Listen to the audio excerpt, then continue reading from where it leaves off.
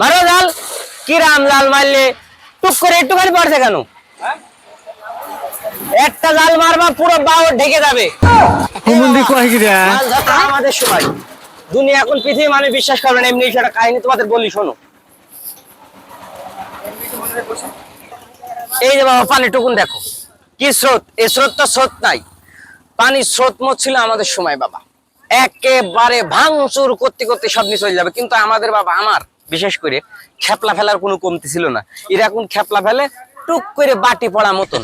আর আমাদের সময় বাবা কি খেপলা ফেলবো, পুরো একটা বাওড় একেবারে ঢেকে যাবে।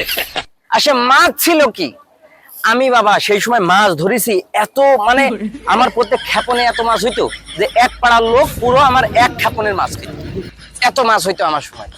এখন বাবা দুনিয়া পৃথিবী মানুষের বললে তুমি বিশ্বাস করবে না। বাবা একটা মাছ ধরলাম, পুঁটি মাছ, নতুন পানির মাছ, পুঁটি মাছ, এক পুটির ওজন বাবা 4 মণ। বিশ্বাস করবে না দুনিয়া এখন পৃথিবী। তারপরে মানুষের দুটো কথা বলি, হয়তো মানুষ তো মনে করবে আমি কি নাকি।